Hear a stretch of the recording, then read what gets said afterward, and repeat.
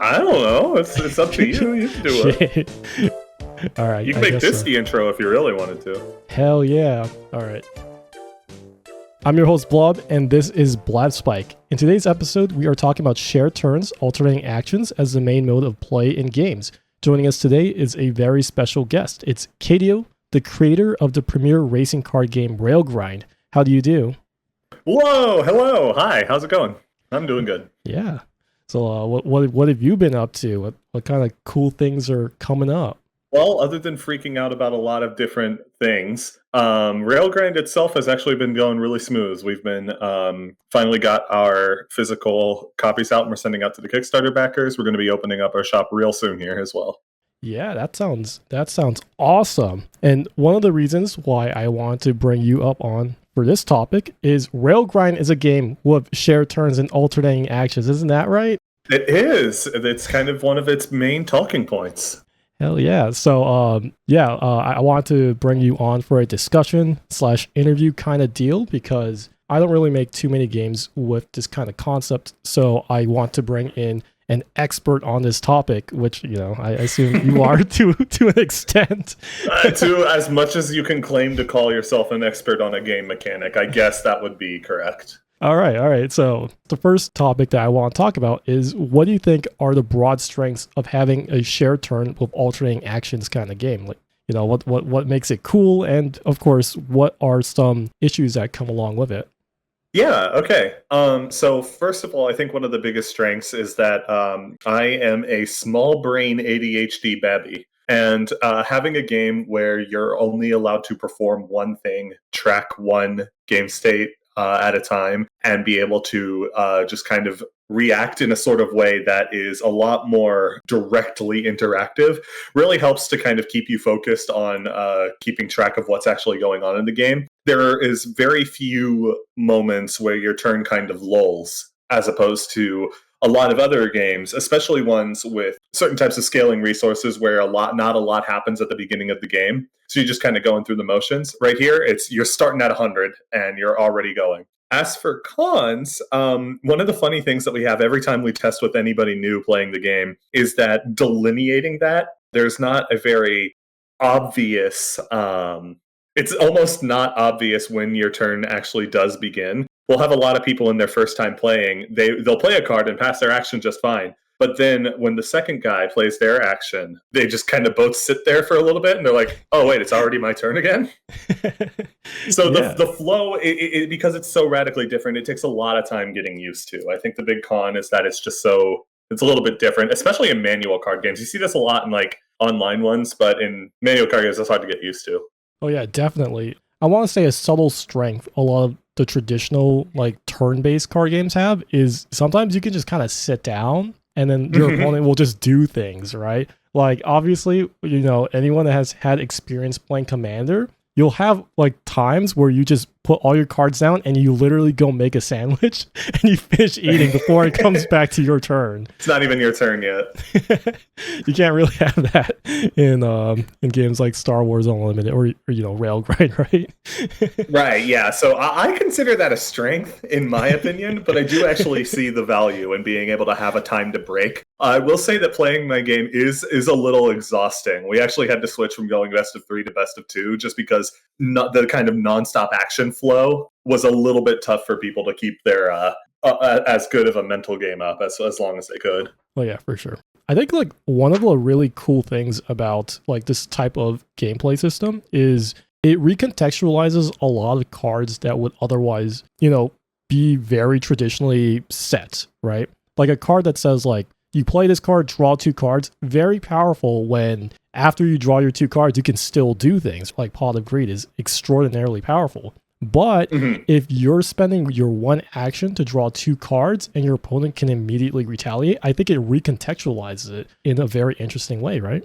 Yeah, one of the biggest strengths of the system in general, especially when you get to like the more advanced play, is trying to bait out a lot of different actions. We don't really have like a trap card system. There's no like direct bluffing, but there are a lot of different subtle ways that you can interact with each other in a way that the traditional turn structure doesn't really allow for. And this goes for all the games in this vein, where you can try stalling out the game, or you can like pivot plans. It also lets you pivot very quickly to a different strategy if you really have to. But just that ability to, once you commit to something, the opponent gets to react to it, really changes the way that you kind of like organize your turn in your head. It's a lot more flowchart based than kind of like a pilot down the road kind of situation.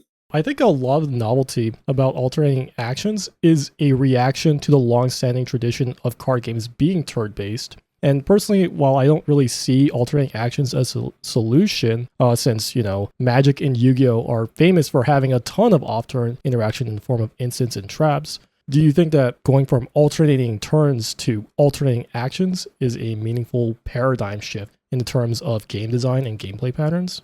I think it's one of those things that ends up kind of like on paper not looking like that much, but the vibes of actually sitting down and playing the game, it feels a lot different. I think personally that it is, and we can see a lot of different games are actually going for this method.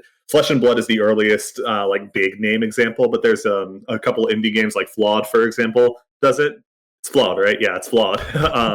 They do a very similar alternating action system. Star Wars is doing this now. And when people sit down to play it, even if technically the actual structure of the turn isn't meaningfully changed in a pure theory sense, in practice, it ends up being something that just kind of really surprises people. It kind of, I think it has a lot of draw to it.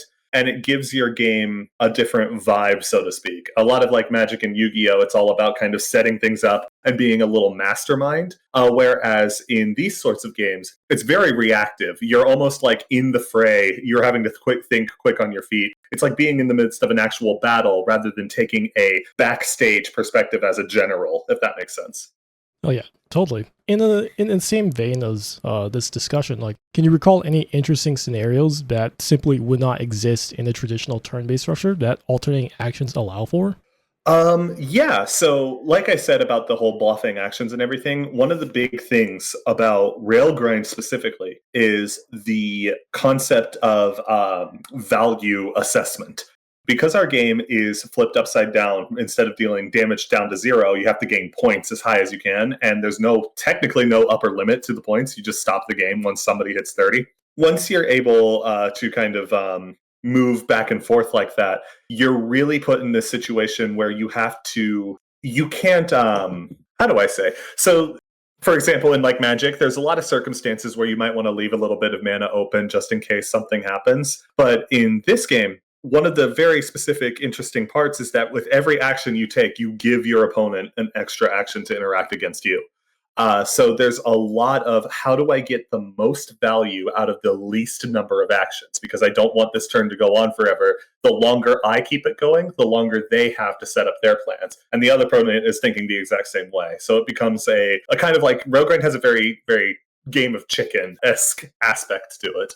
Yeah, I think a lot of traditional card games are kind of built on A plus B combos. Like you play one card and then you play a second card that goes crazy because of synergies and the like. Whereas in share turns alternating action games, like you play one card and then your opponent just natively has the opportunity to react to it and interact with it to maybe like stop it in some way, right? And I think like that level of risk is actually like a really engaging aspect of these types of games. Yeah, you're definitely always keeping an eye out for exactly what you play, whether it's worth it going for this combo right now, or whether you want to sort of just kind of end the turn as fast as possible to get to the next one so that you can probably maybe draw into a response to a response. There's a lot of very specific interactions that you're forgiving once you switch to alternating actions. There's definitely a lot of stuff that you miss out on. One of the big things, the way I like to design card games, I'm a big fan of Yu-Gi-Oh style like chains of effects. I'm not going like that crazy on it, but there's a lot of things where I want to kind of, pull this from the deck, and if you have this in your hand, you can discard it to. But there's a lot that when you only have one action at a time, you really have to balance things in a completely different way, where being able to circumnavigate doing one thing at a time is immediately just so much different in terms of balance. So it's one of the things that you have to forgive, but I believe that the benefits that you get from having a more reactive, engaged style of play more than makes up for. Yeah. So, regardless of what I might think or how anyone else tries to rationalize it, I think there is a very noticeable allure to alternating action games. That's why a lot of them have been coming out as of recent. So, why do you think alternating actions is grabbing as much attention as it does? And do you think it deserves that much attention? Well, I am a little biased, of course. I do like to play the. I do like to check out the games that play like mine. It gives me a lot to talk about. Yeah. But I think that the alternating actions is grabbing more attention. There's a lot shifting right now. With a lot of money being circulated through a lot of the big guys. Some games are becoming just too unaffordable. Some games are becoming too complex. Some games are releasing too many things at a time. With a more willingness that a lot of people are starting to get to check out other games and indie stuff, and as well as the popularity of, I think Marvel Snap does something similar. I haven't played Marvel Snap myself, but I do believe that it's just kind of like a quick, snappy, very reactive style of game where the board state is constantly shifting. Is that right? It's more like everyone's playing their cards at the exact same time. So it's not like snappy, where you play a thing and then I immediately play a thing. It's you play 5 cards at once, and then on your next turn, you have to think, are they going to play 5 more cards that do this, or 5 more cards that do that, or are they going to split it, et cetera. Yeah. So yeah, it still goes into my point, where I think a lot of people are starting to gravitate towards much more engaged sort of experiences, specifically as a response to a lot of the games. If you think about the 2 big ones right now, Magic is hard in on Commander, which is a very slow, very casual format, and Yu-Gi-Oh's Yu-Gi-Oh! It does its crazy things with how many different actions that you take with your very long steps. It's a very step heavy game with how many things you have to do to get to your effect. So I think that like the alternating actions is basically a response, a from a more casual perspective of let's slow things down by speeding them up. By limiting the amount of actions that you can take at a time, where giving more focus to the direct gameplay and direct interaction itself. Yeah, I think some of the appeal of alternating action games is a lot of off-turn interaction in, stuff like Magic and Yu-Gi-Oh! And I guess even stuff like Hearthstone, where you have like quests and stuff that you have to set beforehand, is that stuff that happens not on your turn has to be limited to a very specific class of cards. Like I mentioned instants and traps earlier. But having alternating actions be like the main thing you're doing allows you to play, traditionally slow actions like units or like slow spells or whatever at any point during the game. It almost kind of feels like cheating when you're used to stuff like Magic. Yeah, a lot of people do actually say that. It does feel wild that we also don't have a resource system, so that helps. But there are games, plenty of alternating action games that have them. But even then, a lot of people feel like, oh, wow, I can do this much on my turn. I can pivot this easily.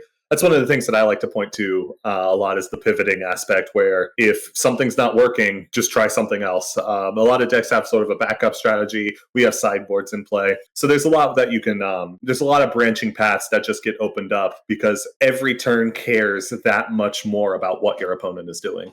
You've mentioned before that you've played other games of alternating actions. Some that come to my mind specifically are Legends of Runeterra and Flesh and Blood and Star Wars Unlimited. But what do you think are the unique things that those games bring to the formula of shared turns, alternating actions? So one of the big inspirations of Railgrind was kind of taking a look at what I liked about Flesh and Blood and kind of stripping back some of it and changing it with a lot of what I really liked about a game, Universes. It doesn't have the same turn structure whatsoever, but a lot of the way that the cards are designed take a lot of inspiration from that. They have It's mostly action based, and then you have a lot of different passive effects that you build up over time. So with Flesh and Blood and Legend of Runeterra, what they add specifically is definitely it goes back to that kind of more engaged feel. It's almost like you're switching from a third-person game to a first-person one, where you are more reacting to what is happening in front of you rather than you're kind of commanding and responding to what you think is going to happen. Just in general, it's that engaged perspective shift is what I think is the most critical thing that they usually get right. So one of the things that I think Legends of Runeterra does very expertly is it folds in a lot of the structure that like Magic the Gathering already has, which means that it kind of is the best of both worlds where they do have like a shared turn and alternating actions, but you have like these little pockets of familiar gameplay patterns. For example, you can get into kind of like counterspell war in Legends of Runeterra, which I think is really interesting. I think Star Wars Unlimited, I don't think the initiative token is something that is like new to Star Wars Unlimited, but I do think that they use it very well, and it actually adds a lot of strategy to these kinds of games. And I think the last example I want to give is actually a digital game called Teppen. I don't know if you've ever heard of it. It's a Capcom Never heard game. of it. It's a Capcom digital card game, if you can believe it. And it isn't technically shared turns alternating actions. It's a real-time game where you generate energy resources over time. Like you'll get like 1 energy every like 5 seconds. Okay. Is it sort of like a team fight tactics kind of deal? No, it's straight up like a 1v1 card game deal. Wow, where, okay. Like, you play a character, and then there's like a line that goes from the character to the opponent, and it takes like 10 seconds. Oh, okay. So every time, look into that. That seems wild. Yeah, every time it hits the opponent, it resets, and then after 10 more seconds, it'll hit the opponent again. Anyway, right. Yeah. So that's kind of like taking, I think, like some of the strengths and novelty of shared turns and alternating actions, and then taking it to the extreme limit, making it a completely real-time game, and adding like time aspects to it. Right? Yeah, you can't really do that on paper unless you get really wacky with it. All right, so what do you think Railgrind adds to the formula of shared turns with alternating actions? So one of the things that I really wanted to do specifically, this is where that kind of flesh and blood inspiration kicks in, but we do a little bit different with it with our resource system. I wanted to have no remnants of that kind of more traditional gameplay design. Runeterra and Star Wars Unlimited both have an initiative system where you're kind of allowed to either be on the offensive or react to the offensive. And while I think both of those games do those in interesting ways, I definitely prefer Star Wars' system more than Runeterra's, but that's a different thing. Well, I do think those are an interesting way to do it. I kind of wanted to take that completely out. I didn't want any sort of remnant of having a turn that it's my turn to do the thing and then it's your turn to do the thing. So I think that by completely condensing it and removing combat as an aspect, really pushes forward this always moving back and forth. Everybody has a chance to kind of pull back. You're always neck and neck with the race. Things are very tense in Railgrind because you are never going to be let off of the offensive. You have to kind of keep pushing forward over and over in order to win. So I think that that's one of the parts that it gets a very particular experience really hard down. Our games are really short, but they're always really hard bursts of very deliberate action.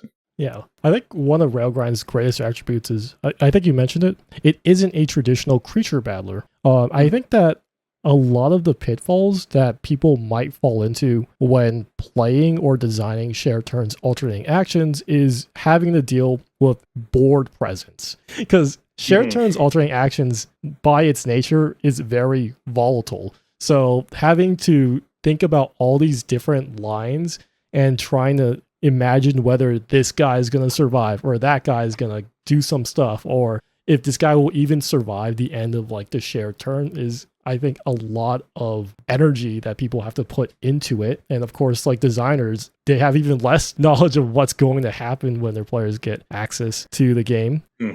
I don't really notice this kind of stuff when I play Railgrind. And I'm wondering if, not having too much of a board presence, or at least not so much importance placed on it, helps with designing the game or designing the cards, or maybe it actually makes it harder to design cards. What do you think? So it is both a blessing and a curse. The way that our game works, for anybody listening in, is that in Railgrind, there is a creature-esque type. They're called drones. They're little robot guys. You get 2 of them at a time. They have stats, they have a power, and they have a health value. But rather than being able to attack, block, or kind of interact directly, they sort of operate just as kind of like a temporary item card that you get to have on a timer. They each will reduce the number of points that you get when you try to gain points in the game, and then in return, they'll take a damage, and then when they have enough damage against their health, they'll die. That was actually the third rendition, and before that, it was much more close to a creature battler.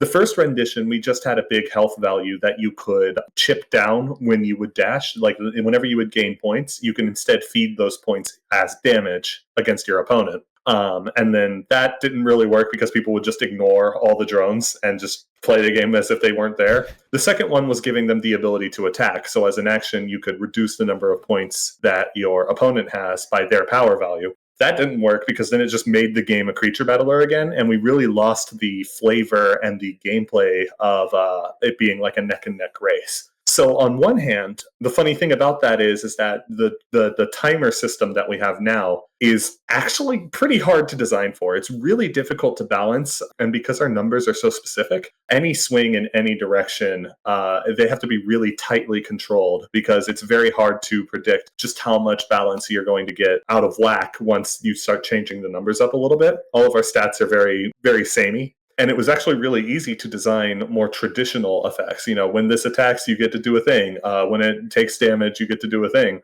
So it's more difficult to design, but the amount of flavor that was lost by using the easy route on that wasn't worth the game. It made the game feel a lot worse. And now we're starting to get really into the identity. It's mostly more of a getting our sea legs issue. It was really difficult to come up with good drones in the first set, but as we keep going, it's becoming easier and easier. So it's more of a shake-up than it is a difficult design.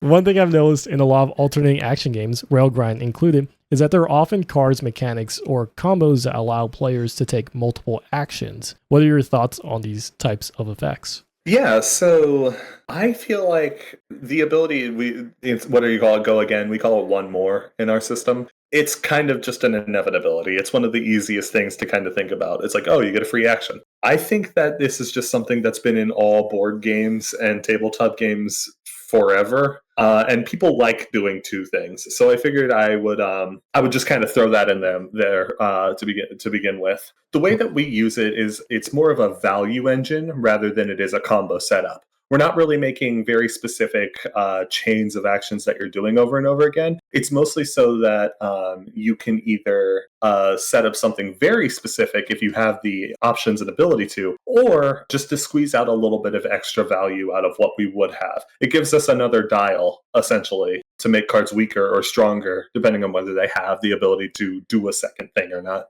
Yeah, I think that generally these kinds of mechanics, I would categorize them under like games have rules and systems designed as a baseline, and players just have fun breaking them. Like, like alternating action games have, one more or go again, and Magic the Gathering has instants, right? Instants are yeah, exactly. Kind of it's just our version of that. You get to do extra stuff on your turn versus you get to do stuff out of your turn. All right, you kind of went into it just a little bit, but what are some strategies you have for designing like one more cards? Like, do you try to do you have like a formula? Do you like try to pair one more with certain types and categories of cards? Like, oh, you'll never use one more with this kind of card, or you'll never use one more with that kind of card. So it's more of a dial than it is a kind of like hardline rule, like I said. We don't like to put it on combo systems, so we're not like, you're never going to like get a big one more action out of like searching your deck for something specific or doing a lot. There goes my cat. Does your cat want to say hello? The cat does want to say hello.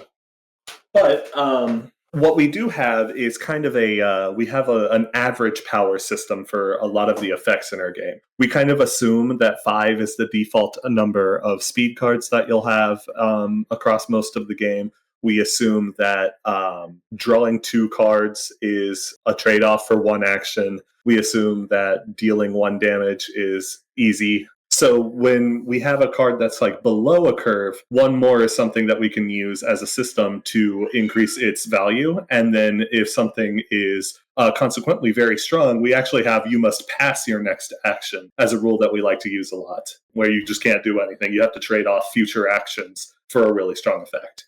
I think one of the smartest things Railgrind does with alternating actions is the dash timer for the listeners. Players can effectively end their turn and allow rivals to act without interruption. However, the rival is then placed on a timer, and they can only take 3 total actions before their own turn ends, which creates a really great game of chicken, where sometimes you hope your opponent dashes before you and you have a perfect setup to take advantage of it, or you have the option to dash early and cut their turn a lot earlier than they would like. I would like to get some developer insight on how exactly this system came about and how you designed the game and its cards around it. This was one of the earliest systems that we had to add in. This was in like the very second iteration of this game, because the number one absolute thing everybody would do in the beginning of the game is never dash ever. They would play their entire hand. It didn't matter what was in their hand. They would play everything until it was empty, and then they would just dash. Because the problem is that when we didn't have this timer system in place, if you ended your turn early, you got points and nothing else. And then the other player had every single opportunity to just do whatever they want. So we had to add in some sort of limiting factor. We combine this with a sort of incentive to dash, because this is kind of a side effect where if you have a really consistent, really strong strategy, you can just sit on it for a while and put your opponent on a very tough timer that they have to very specifically be forced to interact with. But it ended up being like we needed an incentive for people to end their turn for once. And then we also needed a power reduction on people who were playing slower decks. So that was just how it came out. It was one of the first fixes that we had to make. It was very funny to play the game before that. Yeah, I can't even imagine what it would be like without the dash timer. We had a lot of cards that like altered your base speed too. So we would just like set the speed really low, and then two people would just slam cards down over and over again that did nothing. What are some hiccups that have come up when designing, your game with alternating actions? Are there any solutions you found to resolve them, or do you just kind of push them aside and just kind of pretend they don't exist? Well, that's one of them. We had to fix that one real quick. The other one that we really get with is in a game where combos are so specific to set up, and with every piece that you get added to the combo chain, the more opportunities your opponent has to react. There is a specific type of player that you're kind of just removing from your game pool, because the game becomes so interactable. If you have a 3-action combo, that's 2 whole actions that the opponent gets to really hammer in and interact and figure out what they're doing. And while that game can be fun for the opponent, not being able to actually get anything done once they know your strategy is something that we do have to really find some difficulty in working with. It's one of those deals that's just like, if you like the Yu-Gi-Oh style of playing a game where you're just throwing down action after action after action, and the only thing that you have to worry about is a hand trap that triggers on a very specific, very intentional choice that you can avoid. You're not going to see that here. We're kind of leaving combo heavy players at the wayside. I do think that there is a lot to work in there in the combo space. It's just a very different game, and it's something that a lot of people might not be immediately privy to. Lastly, do you think there are any games that would be strictly more enjoyable if they had alternating actions instead of a turn-based structure? And of course, are there any alternating action games that would be much better if they were just turn-based? As for the first part of that question, I mean, it's really hard to answer. There are a lot of games are obviously designed with intent. If you change something as foundational as the way that you play cards in the first place, obviously everything's going to change. But I would actually think my only answer for this is a Pokemon style game. I think Pokemon in specific would work really, really well with this kind of system. If turns were more based on kind of hammering out a bunch of different attacks instead of just kind of, auto-ending your turn whenever you perform one actual action while you just throw out a million cards beforehand. I think there's a lot that could be changed and improved with that system in particular. And me personally, I feel like Legends of Runeterra is a weirdly designed system that almost feels like it already is turn-based anyway. So I don't want to be like, an armchair critique of both of these games that are massively successful compared to me. Legends of Runeterra's status notwithstanding. But that's what I would say. I would say if a game would be more enjoyable Pokemon, a game that would be better if it wasn't is Runeterra. I think it works just as kind of a Hearthstone clone as is. Yeah, I don't really have any answers of my own, so that's kind of cheating. But I kind of want Wow. to do like a little thought experiment. What if Uno was a turn-based game? Uno was a turn-based game. I You think just it would be really bad. you just play all your cards at You once just and you play all reverse it. cards immediately. As long as you have like one color in your hand, you're done. And you could wild card it, you know?